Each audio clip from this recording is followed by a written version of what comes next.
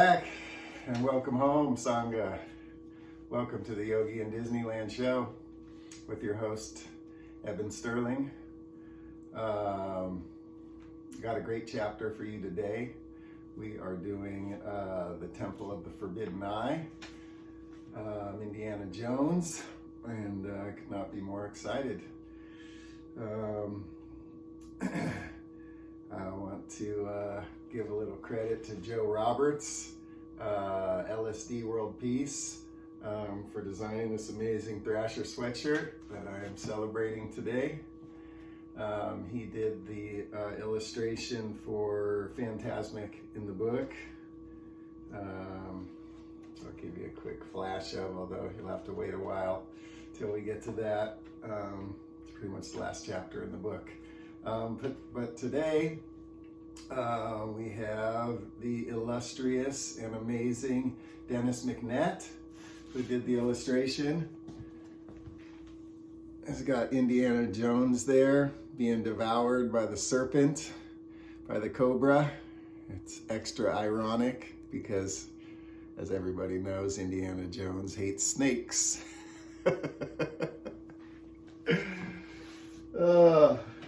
Kind of want to dedicate today's practice to the author Eknath Easwaran, who I started reading again, listening to actually on Audible. And he's just such an amazing teacher. I really encourage anybody that hasn't listened to any of his books or read any of his books to delve into those, because he's just got the clearest message and just so wonderful. I'm reading the Dhammapada right now by Eknath, and he just said the coolest thing. I was listening to it, and he's talking about when Siddhartha first leaves his kingdom to go in search of the Dharma, of the truth. The first thing he does is come across, some graves of these convicts who, and Eknath says this thing. He says that we're all suffering under a life sentence, which I thought was so brilliant and killer, and that Siddhartha takes these garments off of the corpses of these convicts, who I assume have been put to death, and they were saffron yellow robes, and that's why Buddhists wear yellow robes, which I just think is so fascinating and so fantastic that they've taken on the color. I suppose, like in the early 20th century or whenever, people wore stripes in America as prison clothing. Apparently back then they wore these saffron robes if you were a convict. So it's pretty awesome to think of the Buddhists embracing that and wearing these colors of these people that have been sentenced to death, which we all are in this earthly incarnation. So I just wanted to share that today. I just thought it was so brilliant.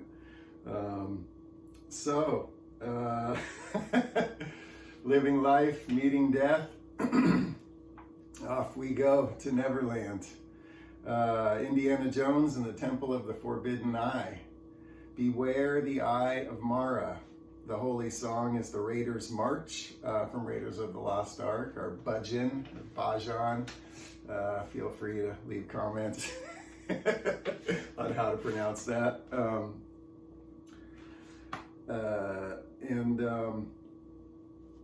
It's an instrumental track that we all know. Da, da, da, da, da, da, da. So not really much to say about that, other than the feelings that it evokes, but no lyrics to tie in, other than just this sense of adventure and soldiering on in the face of adversity.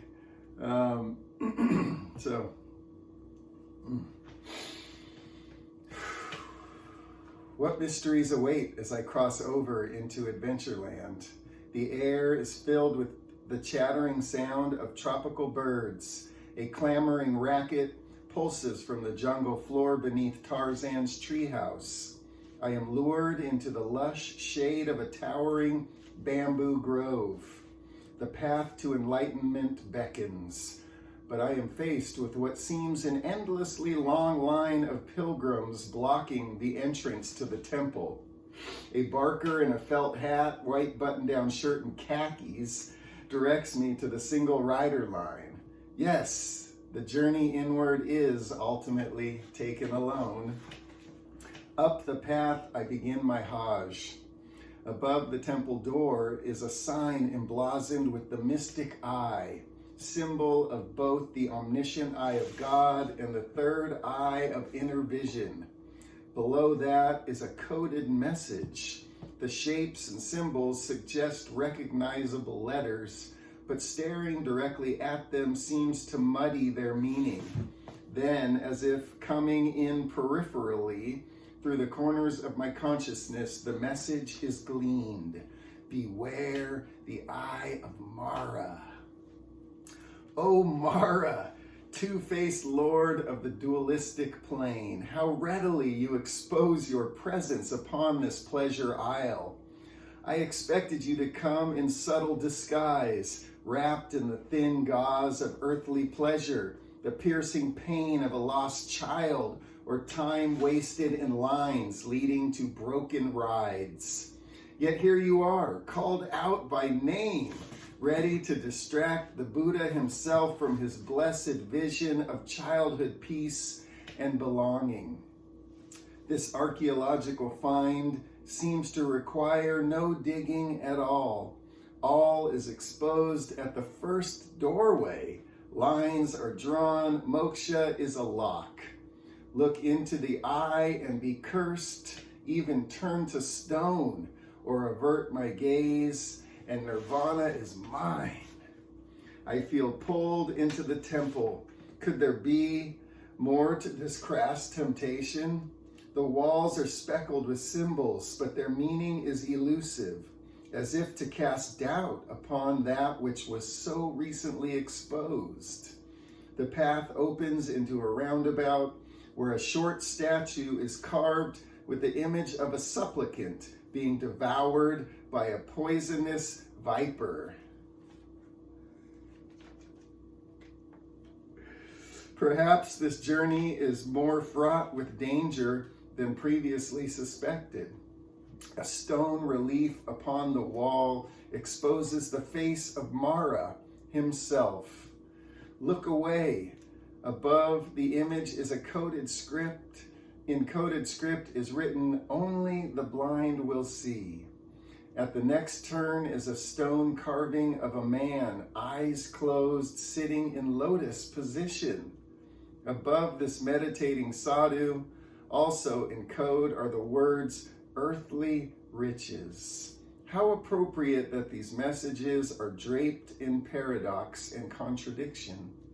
Doublespeak is the language of the relative realm, Mara's realm. I am left unpacking the layers of meaning as we push on. Clearly, an inner journey is at hand. Going deeper into this echoing cavern, signs of death appear along the twisting trail. Spikes falling from the ceiling may split my skull and expose my mind's inner workings faster than any esoteric practice or spiritual exploration. As if on cue, I enter a darkened theater and a movie is flashing onto a screen. Surely this is the inner space of the mind's projection, shadow and light dancing on the walls of Plato's cave.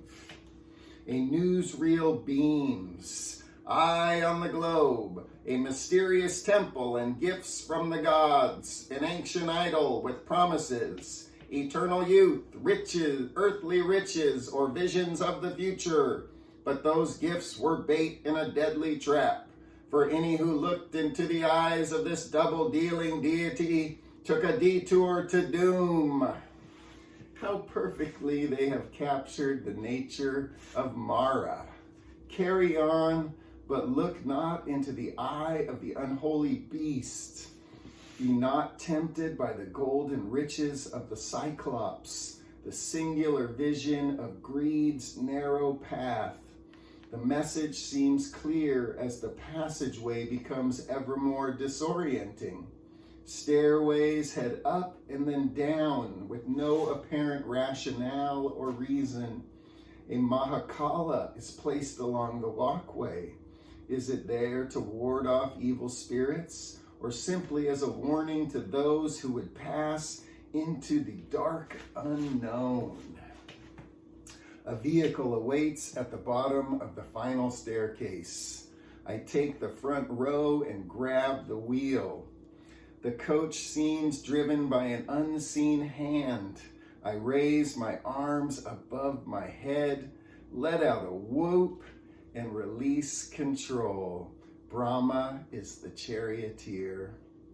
A golden door opens and I enter the first realm. A voice booms from a 30-foot sneer of a face. Foolish mortal, look into the all-powerful eye of Mara. I am captivated. Our eyes meet and lock.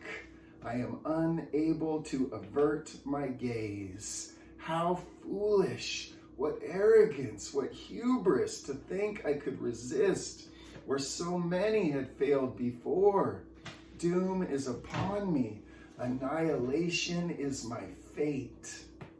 As I look deep into Mara's eyes, a vision is exposed. The eye of Mara is not an eye at all, but a way of seeing. The grasp of samsara holding my focus on the material world. The image of the man with eyes closed in meditation returns to my mind and burns with holy light. Earthly riches. I need only see this fateful twist of incarnation as a spoke in the cosmic wheel.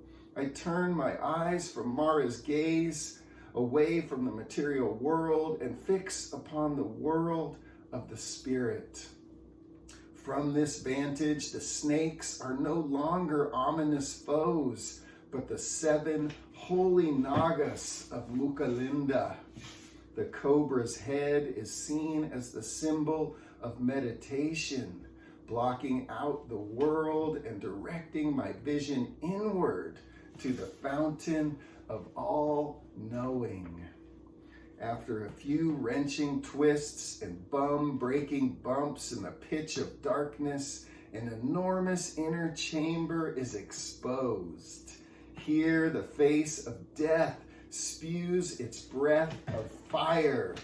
Columns of flames unfurl as the unseen force hits the gas and the lorry speeds over a bridge to a new shore. Faces change in firelight. Flames dance and shadows play upon what is seen and what is yet to be revealed. Yes, I locked eyes with Mara, and as promised, was turned to stone. But on this new land, stone is not just the bedrock of the material plane. There is another stone born out of the earthly realm, which is the substrata and support of a new consciousness. In this room of fire, earthly pain may be forged into a granite foundation, a faith upon which a life of meaning and purpose can be built. A quick turn and I enter into a hall of giant cobras. The bodiless voice of our narrator, Indiana Jones, abandons our journey. You're on your own, he acquiesces. But I am not alone. I have built my house upon the foundation of love divine. I have gone inside to find the eternal and infinite.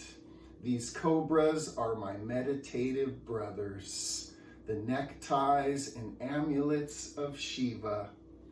Rats, bats, spiders, and piercing arrows cannot deter me in my now fated destiny. The Jeep speeds along through the challenges of the trail. Then, manifesting out of nowhere, a giant boulder approaches. A final test of courage. Head down and duck. It's merely a stone in my pathway. No match for God's benevolent grace. Back at the dock, I exit the transport and head out through the chambers of the temple. Signs line the walkway, speaking a hidden language to the recently initiated. This way out, followed by the third eye of the Ajna chakra. Go back, wrong way, accompanied by the death head. And finally, real rewards await those that choose wisely. Sunlight filters through the jungle canopy as I exit the temple ruins. A subtle breeze cools my brow as my eyes adjust. Wait, what? Could it be? Do my eyes deceive me? As God is my witness, a shrine to Hanuman, the smiling monkey avatar, symbol of devotion, servant to the divine union of Sita and Ram. His eyes are closed, a smile on his lips. His belly as full and contented as a happy Buddha. In his right hand, he holds a miniature scepter topped with a quartz crystal to symbolize the clear vision of enlightenment. Jai, Jai Hanuman! I am overcome with joy. My instinct is to pranam, to offer prasad, to give my love fully. Right here in Adventureland, the story reaches a climax, as if written just for me. Holy Union, a yogi in Disneyland.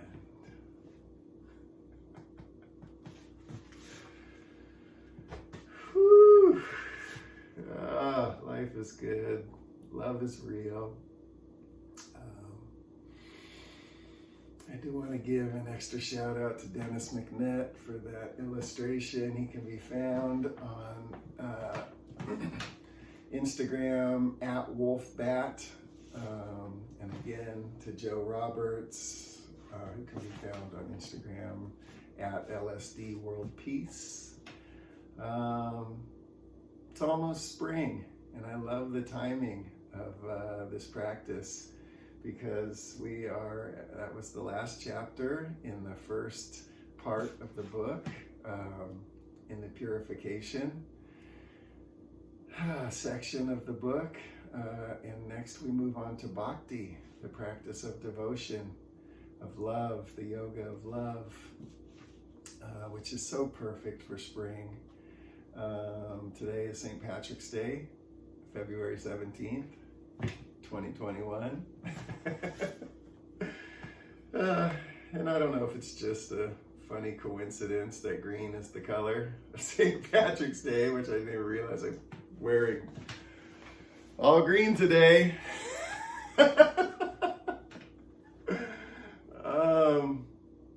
Which is wonderful. But I just love that St. Patrick's Day is near spring, and to go out and see the green fields, the hills covered in green, like old Ireland. It's just wonderful to connect with nature and with the turning of the seasons. Listening to that Eknath Easwaran Dhammapada this morning was great, listening to the story of Siddhartha Gautama. And I never realized that, and I mentioned it in the book in a few places. Well, I mentioned it in that chapter. The Buddha had this vision as a child. I think, according to the story that I was listening to, he was 7. Oh, man, it might be wrong. But in any event, he was a child. And And he has this, his first sort of moment of awakening underneath the rose apple tree. And that was a spring festival. I never knew that, according to this story, that day. And then further on in the story of the Buddha, when he has his great awakening, it's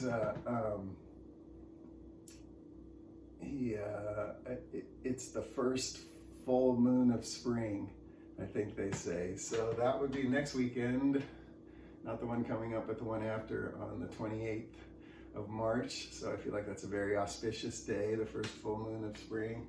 And maybe we can all do something together for that. So I feel like that's enough housekeeping. Might as well get into a little meditation. So please settle into your seat. If you want to lay on your back in Shavasana, that's a wonderful practice. I think the main thing is just to sit, if you're going to sit either on a cushion or in a chair, to sit with the back straight and the head above the spine. Find a position that you can maintain for a amount of time, and let's just settle into this space.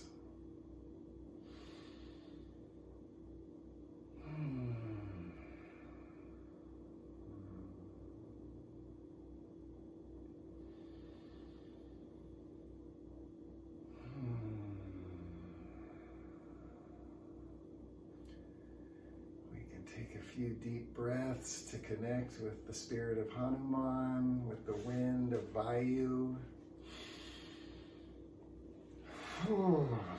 Releasing tension, attachment to the world, and turning our focus inward with eyes closed, much like going into a dark ride. If people haven't picked this up yet, the main metaphor of this book is that these rides go inward into darkness, and that something is revealed. So let us enter the dark ride of meditation.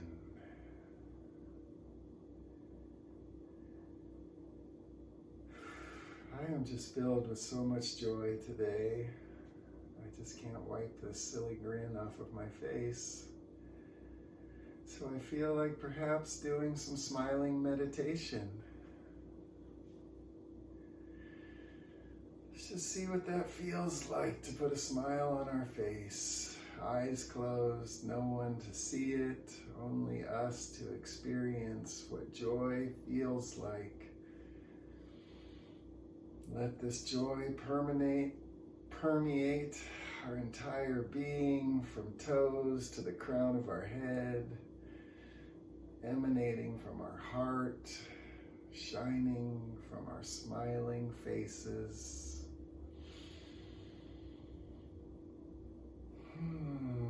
Life is not but a veil of tears, but is also filled with 1,000 joys.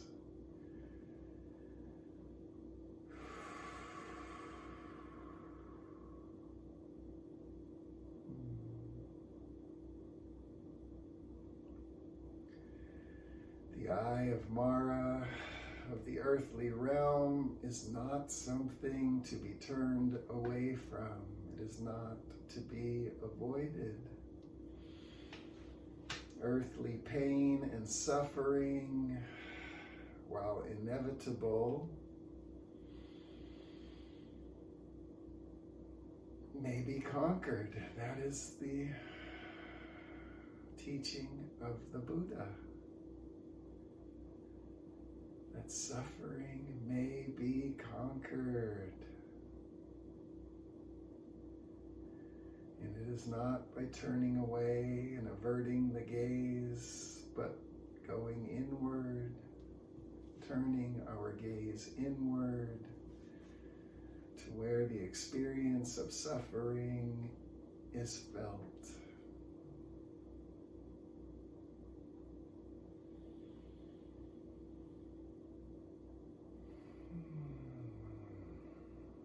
We see the projections of the mind, the stories about our suffering, about those who supposedly and perceivably cause our suffering, and we see that much of this is just the mind's story.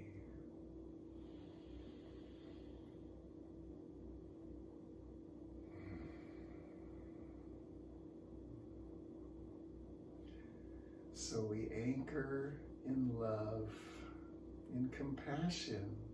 We meet our suffering, our attachment to the earthly world with compassion and love. We make a decision to turn to love.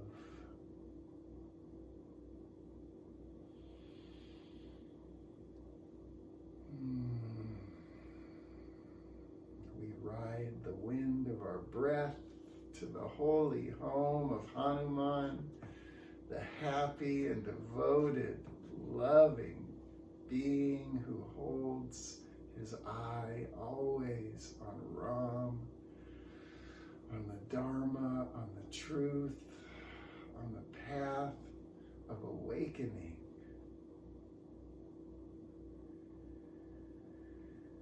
And we smile.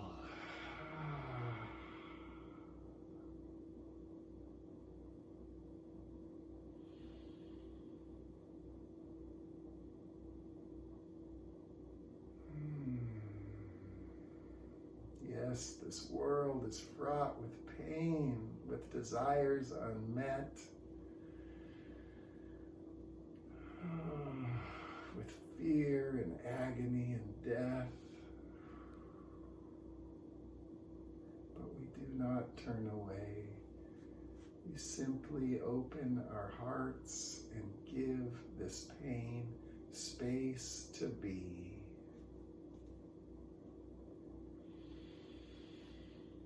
Yoga, which means union, also means to yoke.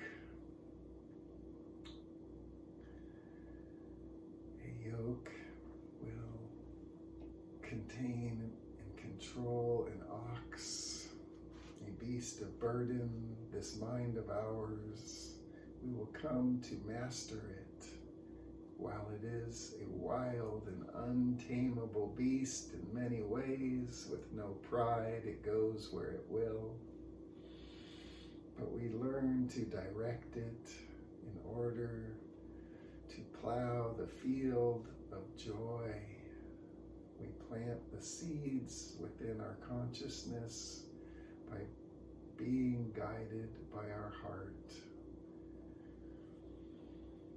By anchoring in love and compassion, we learn to control the mind, to harness the mind.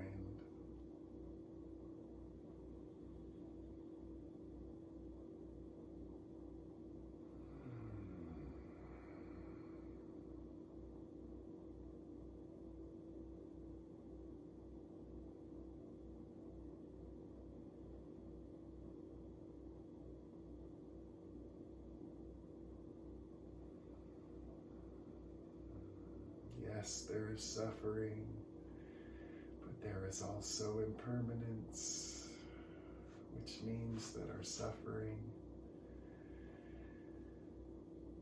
has a limit, has an end, will come and go.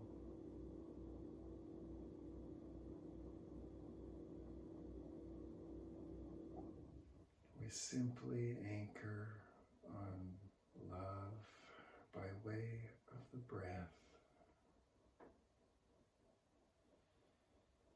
Let us send love to the breath, and let each breath remind us of love's ever presence.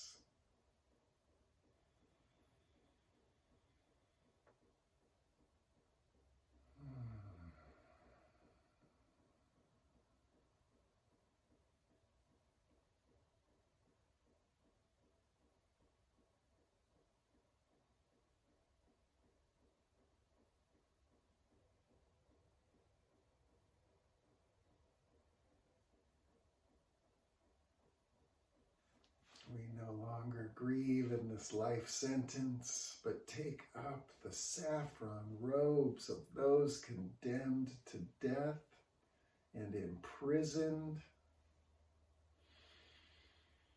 and walk this path of life with love in our hearts and a smile on our face. Let us feel the flow of happiness and joy throughout our entire bodies and our entire lives.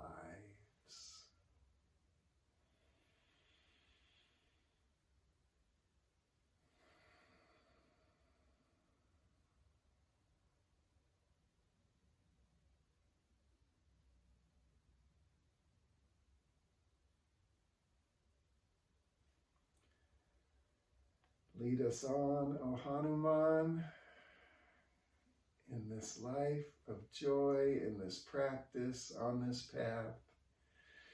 You, the great warrior who has conquered the demon Ravana through love, who has transcended earthly attachment by the fullness of one's heart. For in love there is no attachment, only selfless giving and service. Amen. Namaste. May this day bring you great joy.